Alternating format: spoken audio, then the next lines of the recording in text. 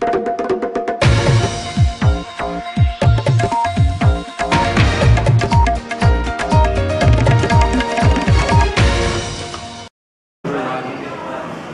everyone, ako nga pala si Emil.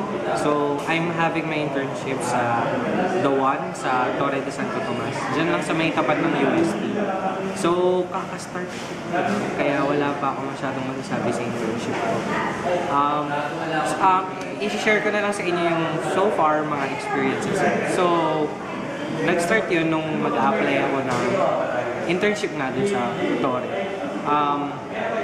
Ang hirap, grabe, nasa 9th floor yung parang headquarters nila. So inakit namin yun, ang tagal-tagal, nakakapagod, syempre hindi pa sanay. Tapos umaga pa nun, so parang nanlalata pa, bago gising or what. Pero kinaya naman, pero dagdag lang dun, grabe.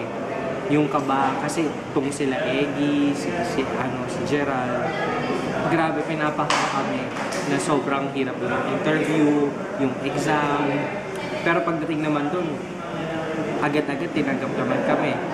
Then, so far, masasabi ko effective naman yung nag-handle sa amin na QA/QC engineer, si Sir Jebing na.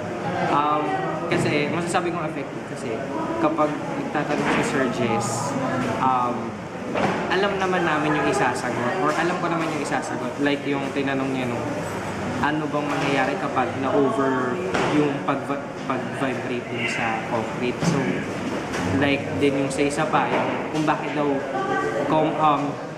basically bakit daw nasa baba lang yung mga reinforcement sa concrete dahil nga dun nakaka-experience ng mas malaking tensile stress yung concrete. So, ang nag-take up nun is yung steel reinforcement na.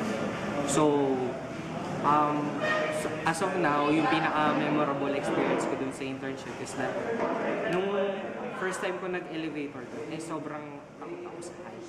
So, ayun, paano ko na sobrang takot, sobrang kabado, na yung mga kasama namin sa elevator, pinagtatawanan na ako. Pero, masasanay din naman ako dyan kasi mahaba-haba pa naman yung bubuuin ko sa ito. So, yun lang muna as of now. Thank you sa pag-listen sa experiences ko sa aking OJT.